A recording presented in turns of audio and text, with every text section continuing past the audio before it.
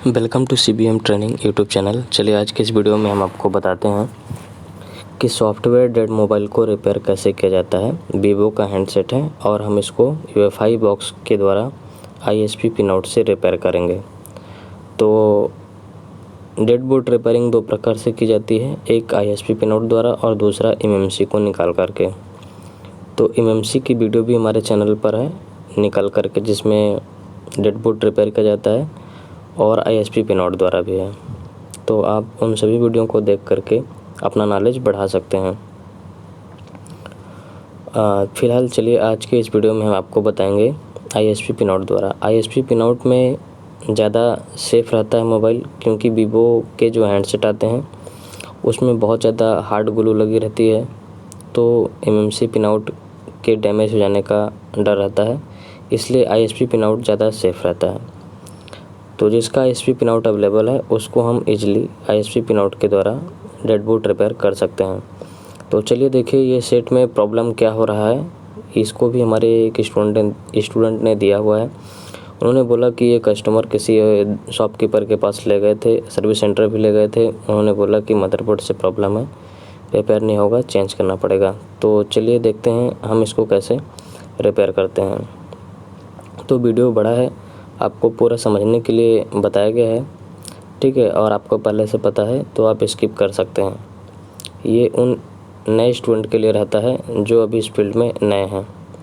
देखिए ये mobile power on नहीं होता है, लेकिन जैसे ही हम इसमें चार्जर लगाते हैं ऑटोमेटिकली रिकवरी मोड में ऑन होता है। तो ये प्रॉब्लम होता है कभी कभी कि जैसे कि पावर बटन की अप डाउन की प्रॉब्लम है, बटन की प्रॉब्लम रहती है तो उससे होता है। लेकिन हमने बटन को भी निकाल करके चेक कर लिया तो ये प्रॉब्लम उसका नहीं है। तो ये प्रॉब्लम फ्लैश IC से है और ये सॉफ्टवेयर डेड हो गया है। और तो अभी हम इसमें डेड बोर्ड रिपेयरिंग करने के लिए इसको हमें ISP पिन आउट को जंपर लगाना होगा। देखिए मैं इसमें ISP पिन आउट का जंपर लगा रहा हूँ। CMD CLK and data 0 VCC and VCCQ मैं चार्जर से दूंगा और आप जंपर से भी दे सकते हो। और ज़्यादा सेफ जो है चार्जर से रहता है और जंपर से वोल्टेज अप डाउन हो सकता है। इस तरीके से चार्जर से आप देंगे तो मोबाइल तो देखो चार्जर से ही चलता है। चार्जर मतलब चार्जर लगाते साथ ही बैटरी चार्ज होती है, और बहुत बार मोबाइल चार्जर लगाने से ऑन भी होता है। तो चार्जर से तो मोबाइल को कोई नुकसान नहीं होता है, तो इसलिए फ्लैश IC को सप्लाई चार्जर लगाने से भी जाती है। तो सेफ तरीका ये है कि आप चार्जर लगाएंगे तो प्रॉपर वोल्टेज जो जाना चाहिए फ्लैश IC को, अलग अलग मोबाइल को, वही जाएगा, ठीक है। तो ये जंपर थोड़ा क्रिटिकल रहता है, आपको ये माइक्रोस्कोप से देख करके लगाना होगा, और अगर आप मैग्नीफाइंग ग्लास यूज़ करते हैं तो उससे भी लगा सकते हैं। तो देखिए जैसे ये जंपर कंप्लीट होता है मैं आपको सिस्टम पे ले चलता हूँ और हमारे सिस्टम में UEFI बॉक्स इंस्टॉल है, तो हम जस्ट उसको ओपन करेंगे, ठीक है। जानकारी के लिए हम आपको दिखा दे रहे हैं कि ये हमें जंपर लगाने पड़ते हैं। 3 जंपर इम्पॉर्टेंट रहते हैं, VCCQ एंड VCC ये इम्पॉर्टेंट नहीं रहते हैं।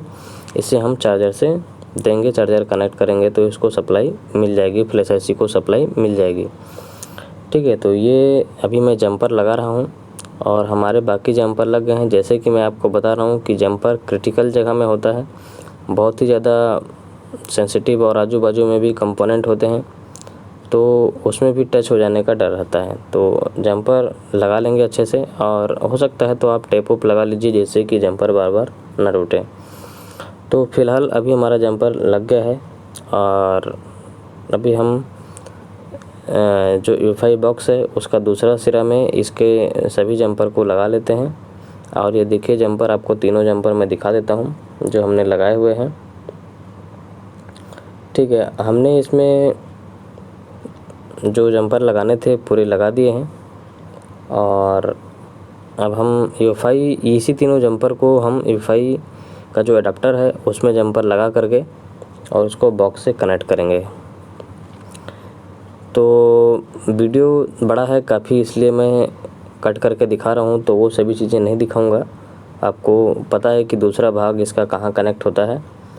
तो बॉक्स लगा हुआ है और बॉक्स को भी हम इधर कैप्चर नहीं कर रहे हैं, इसलिए क्योंकि वीडियो बड़ा है और आप अगर जानते हैं तो स्किप कर दीजिए, नहीं तो आप ध्यान से देखिए, पूरा आपके समझने के लिए ही बनाया गया है।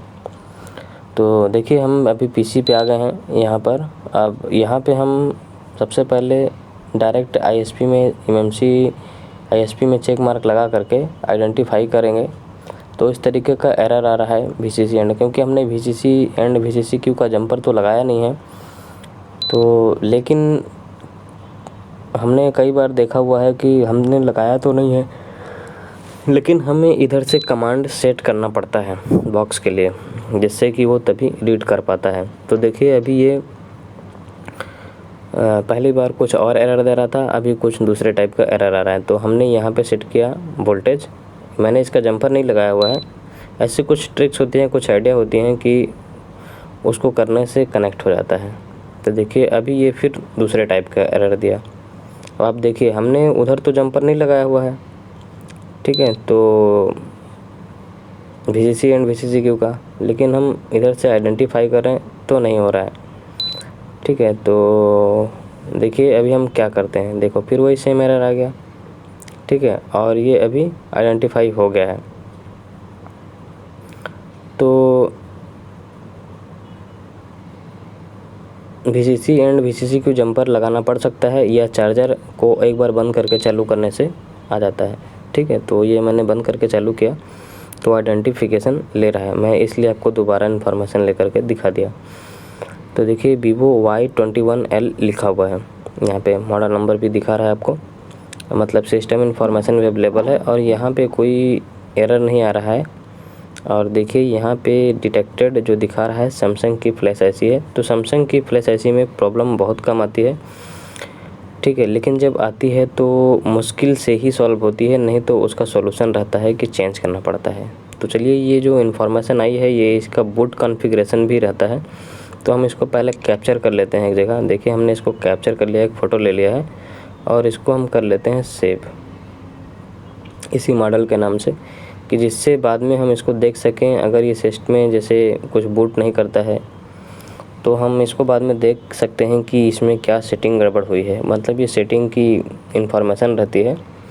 तो सबसे पहले जब कोई फ्लैश ऐसी डिटेक्ट होती है तो हमें उसका डंप रीड करना होता है। डंप यानी मतलब कुछ ऐसे इंटरनल पार्टीशंस होते हैं, उसकी डिटेल्स रीड करनी होती है, तो हम उसको रीड करते हैं। देखिए अभी हमने यहाँ पे 384 MB का साइज़ दिया हुआ है, लेकिन अगर मान लो इसमें कुछ प्रॉब्लम होता है तो हम थोड़ा कम भी ले सकते हैं, ठीक है। तो ये डंप जो है रीड होने में समय लगता है, तो मैं ये आपको फॉरवर्ड करके दिखाऊंगा। और देखिए अभी ये प्रोसेसिंग चल रही है और ये करते वक्त कई बार बहुत सारा एरर भी आता है, ऑटो रीट्राइंग का भी मैसेज आता है। तो कुल मिला करके आपको जो डंप है वो कंप्लीट करना है किसी तरीके से, या फिर आपको नेट में डंप की ज़रूरत होगी, अगर अवेलेबल नहीं है तो प्रॉब्लम होगा। तो देखिए ये एरर दे रहा है, कुछ यूजर एरिया में लगता है प्रॉब्लम है और उस एरिया में डंप को रीड नहीं कर पा रहा है। तो हम थोड़ा साइज़ को कम करते हुए जाएंगे और देखेंगे कितने साइज़ में ये रीड करता है। तो देखिए ये प्रोसेसिंग चल रही है, रीडिंग 384 MB बता रहा है, और देखते हैं ये इसको डन करता है या फिर कुछ एरर देता है। देखिए फिर से एरर हो गया, ऑटो रीट्राइंग चल रहा है, ठीक है। तो आप साइज़ को और भी कम कर सकते हैं इस तरीके से। मैं इसको अब यहाँ पे बता रहा है क्लॉक की स्पीड को डिक्रीज करके ट्राई कीजिए। तो हम कई तरीके से ट्राई कर सकते हैं, लेकिन जब उसको नहीं होना रहता है तो नहीं होता है। तो उसके लिए हमें क्या करना है, देखिए अभी हम जब ये बार बार वही प्रॉब्लम कर रहा है तो हमने 256 MB का साइज़ दे दिया। अब देखते हैं इसमें होता है कि नहीं होता है, लेकिन सेम प्रॉब्लम आ रही है। तो अब इसमें भी हम क्लॉक की स्पीड को डिक्रीज करके देख लेते हैं। देखिए ये प्रॉब्लम इसी वजह से आ रहा है कि यूजर एरिया में प्रॉब्लम है, जहाँ यूजर एरिया जो है उधर प्रॉब्लम है, इस वजह से ये उस एरिया के इंफॉर्मेशन को रीड नहीं कर पा रहा है, ठीक है। तो हम कोशिश करते हैं डंप रीड करने का, जैसे जैसे प्रोसेस ये यहाँ पे इंफॉर्मेशन आते जाता है उस तरीके से आप इसको करते जाइए और हो सकता है आपका डंप रीड हो जाएगा। नहीं तो आपको डंप की ज़रूरत होगी, इंटरनेट में आपको सर्च करना पड़ेगा, और बहुत सारे मॉडल के क्या डंप अवेलेबल नहीं रहते हैं, इसलिए अगर अपने में रीड हो जाता है तो ज़्यादा बेटर रहता है। देखिए अभी हम फिर से ट्राई करते हैं 256 MB का डंप लेने के लिए, और अब कि हम क्लॉक की स्पीड को डिक्रीज कर दिए हैं। तो देखते हैं ये प्रोसेस कंप्लीट होता है या फिर कुछ प्रॉब्लम आता है।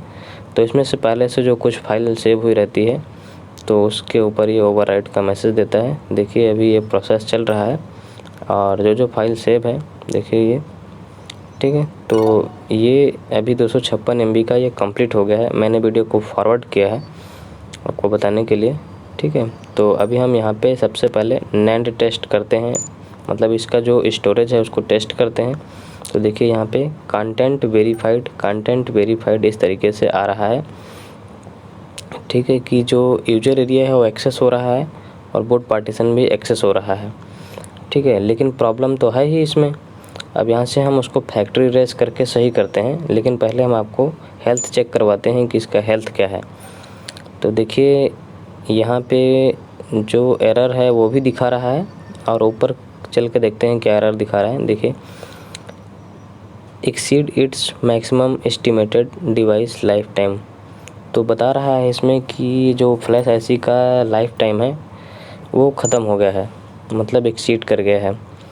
तो इसके सॉल्यूशन के लिए हमें इसको फैक्ट्री इरेज देना होता है, तो हमने इसको फैक्ट्री इरेज दे दिया है। फैक्ट्री इरेज करने के बाद यहाँ से चेक करते हैं। देखिए फैक्ट्री इरेज किया और दोबारा देखते हैं उस एरर को वहाँ पे।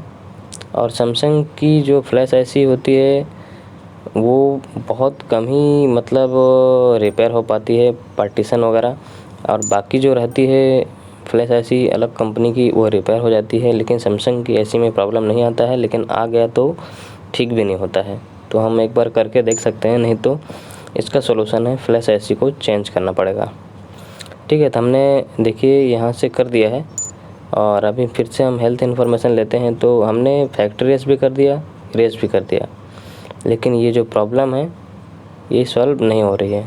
तो कई बार ऐसा होता है कि अगर हम पार्टीशन बनाते हैं तो ये प्रॉब्लम सॉल्व हो जाती है। पार्टीशन राइट कर देते हैं, रीपार्टीशन कर देते हैं तो प्रॉब्लम सॉल्व हो जाती है। तो चलिए हम रीपार्टीशन कर रहे हैं। अभी ये पार्टीशन ऑप्शन में जा कर के हमें रीपार्टीशन करना होता है। तो हम अभी यहाँ पे रीपार्टीशन कर रहे हैं, लेकिन ये बार बार एरर दे रहा है। तो हम फिर से आइडेंटिफाई करके दोबारा ट्राई करते हैं। तो देखिए थोड़ा सा समय लग रहा है यहाँ पे। अब ये कभी कभी ऐसा रहता है कि उसको डिटेक्ट करने में समय लगा देता है, तो थोड़ा सा वेट कर लेते हैं। ये देखिए हो गया, और सेम प्रॉब्लम आ रही है बार बार। तो यहाँ पे देखिए बता रहा है कि पार्टीशन पॉसिबल है और ये राइट प्रोटेक्शन पॉसिबल है, ठीक है, बता रहा है परमानेंट राइट प्रोटेक्शन पॉसिबल है, ठीक है, और पार्टीशन भी पॉसिबल बता रहा है, लेकिन पार्टीशन हो नहीं रहा है, ठीक है। तो इस तरीके से जब कभी प्रॉब्लम आ जाती है, देखिए वहाँ पे लिखा है this is a one time programmable changes, मतलब वन टाइम कर सकते हैं। Can not right reliability parameters WR reset could not be right if, ऐसे लिखा हुआ है, ठीक है। और यहाँ पे डिटेल्स में अगर और पढ़ेंगे तो बता रहा है कि राइट प्रोटेक्शन हो गया है सैमसंग के फ्लैश आईसी में, ठीक है। तो फिलहाल चलिए अभी हम इसको फैक्ट्री रेस तो दे ही दिए हैं, और सबसे पहले हमें ये डंप राइट कर देना। जो हमने बैकअप लिया हुआ था इसको सेलेक्ट करके ये पूरा इसको राइट कर देंगे।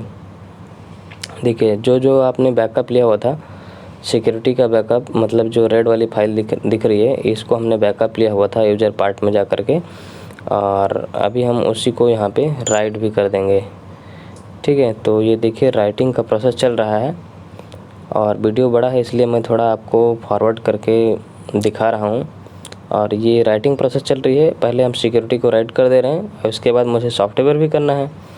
तो हम जहाँ पे फाइल डाउनलोड करके रखे हुए हैं उसको कर लेते हैं एक्सट्रैक्ट, ठीक है। तो देखिए हमने एक्सट्रैक्ट कर लिया हुआ है, चेक कर लेते हैं, यहाँ पर है फोल्डर में यहाँ पे, ठीक है। अब उधर राइटिंग चल रहा है, अभी देखते हैं जैसे राइटिंग कंप्लीट होगा, ठीक है। तो ये शायद राइटिंग कंप्लीट होने वाला है जस्ट जल्दी ही, और जैसे ही कंप्लीट होता है तो हम इसको फ्लैशिंग करेंगे। तो देखिए MMC जो टूल बॉक्स है उसमें सबसे पहला ऑप्शन हमें EMC जनरल दिख रहा है ऊपर में ध्यान से देखेंगे तो, और यूजर पार्ट दिख रहा है, फिर फैक्ट्री इमेज दिख रहा है। तो फैक्ट्री इमेज में फ्लैशिंग होती है, ठीक है। तो जब तक हम यहाँ सेलेक्ट कर लेते हैं ऑप्शन, तो देखिए फैक्ट्री इमेज में गए और यहाँ पे हमने क्वालकॉम CPU सेलेक्ट किया, और क्वालकॉम में रा प्रोग्राम और पैच 0 ये दोनों फाइल को लिया जाता है। तो रा प्रोग्राम ले लिया हमने, और पैच 0 को भी उठा करके उसके जगह में डाल दीजिए।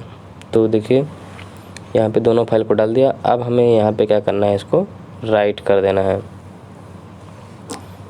ठीक है। तो देखिए हमने राइट कर रहे हैं, तो देखिए जो रेड कलर की फाइल दिखा रही है उसमें चेक मार्क नहीं लगा हुआ है, क्योंकि वो सिक्योरिटी फाइल जब भी हम फ्लैशिंग करते हैं तो सिक्योरिटी फाइल स्किप हो जाती है, फ्लैशिंग नहीं होती है। और जो हम पहले सिक्योरिटी राइट किए हैं वो सिक्योरिटी रहेगी इसमें, तो जिससे हमारा IMEI नंबर गायब नहीं होगा और सिम प्रॉपर काम करेगा, नेटवर्क भी आएगा, ठीक है। तो जिससे अगर कोई फाइल मान लो राइट हो जाती है तो फिर उसका प्रॉब्लम आएगा। तो देखिए यहाँ पर एक मॉडेम फाइल है ऊपर में, वो राइट हो रही है, ठीक है, और उसमें साइज भी दिखा रहा है। अब वो उसको हमने राइट किया हुआ था, लेकिन चेक मार्क तो हमने नहीं लगाया था। शायद हो सकता है कि वो फाइल जो है सिक्योरिटी में रीड ना हो ही रही हो, ठीक है। बाकी कोई दिक्कत नहीं है। नीचे जो हमारा यहाँ पे डिटेल्स नीचे वाला जो 2-3 मॉडेम 1 मॉडेम 2 और जो 2-3 फाइल दिख रही है EDR, रेड वाली जो फाइल दिख रही है, ये सब सिक्योरिटी फाइल इम्पॉर्टेंट है। इसी में हमारा IMEI नंबर डिटेल्स वगैरह रहता है। तो ये भी देखिए पूरा प्रोसेस राइट हो रहा है और फ्लैशिंग हो रही है। इसको फ्लैशिंग यहाँ से भी आप कर सकते हैं, डायरेक्ट आप फ्लैश IC में ही फ्लैशिंग कर दे रहे हैं। जैसे आप USB केबल से कनेक्ट करके करते हैं, वैसे आप सीधा जंपर के थ्रू ही फ्लैशिंग कर दे रहे हैं। तो ये फ्लैशिंग होने में समय लगता है, आपको वेट करना होगा। अब ये प्रोसेसिंग हो गई है, मैं आपको फॉरवर्ड करके दिखा रहा हूँ। देखिए यहाँ पे एंड्रॉयड सिस्टम इन्फॉर्मेशन आ रहा है, Vivo Y21L, ठीक है। तो अभी ये रेडी है, मतलब पूरी इसमें फ्लैशिंग भी हो गई है। और एक बार हमने इसको फैक्ट्री इरेज भी कर दिया है, और फिर से फैक्ट्री इरेज करके इसका डंप, वही वाला डंप, इसकी सिक्योरिटी फाइल जो रीड की गई थी, इसका डंप जो रीड किया गया था, उसी को इसके ऊपर दोबारा कर दिया गया है। क्योंकि हमें नया डंप कहीं पे दिख भी नहीं रहा था, इंटरनेट पे भी नहीं दिख रहा था, तो हमने इसी का जो रीड किया हुआ था उसी को राइट कर दिया और फ्लैशिंग भी कर दिया है। तो इस तरीके से फ्लैशिंग भी हो गई और डंप भी राइट हो गया। तो अब हमें मोबाइल को डिस्कनेक्ट करेंगे, और डिस्कनेक्ट करने के बाद फिर ऑन करके देखेंगे कि मोबाइल ऑन होता है या कुछ प्रॉब्लम बताता है। अगर ऐसे कभी कुछ दिक्कत आती है तो हम उसको एक बार सॉफ्टवेयर कर लेंगे। अब जो रिकवरी मोड में जा रहा था वो नहीं जाएगा, ठीक है। तो देखिए एक बार हम इसको डिस्कनेक्ट करने से पहले जो हमने पहले जब इन्फॉर्मेशन लिया था, तो जो फ़ोटो लिया था वहाँ से हम इसका कॉन्फ़िगरेशन मैच कर लेते हैं कि कोई कॉन्फ़िगरेशन चेंज तो नहीं हुआ है। तो देखिए यहाँ पे मैंने इन्फॉर्मेशन लिया, और ये बूट इन्फॉर्मेशन होती है पहले वाली और अभी वाली जो हमने राइट किया है वो मैच कर रही है, यानी सब ओके है। तो चलिए मोबाइल को डिसेंबल करके देखते हैं। तो देखिए हमने मोबाइल को डिसेंबल कर लिया है, और ये मोबाइल बूट हो करके आ गया है। अभी ये आगे की तरफ हम इसको फॉरवर्ड कर रहे हैं, ठीक है। देखिए नेक्स्ट यूज नाउ, और ये पूरा कंप्लीट रेडी हो गया है। अब इसका एक बार हम सिक्योरिटी चेक कर लेते हैं कि IMEI नंबर है इसमें या फिर लॉस हो गया, ठीक है। *#06#, ठीक है, ओके डन। तो IMEI नंबर भी शो कर रहा है, यानी सब कुछ रेडी है।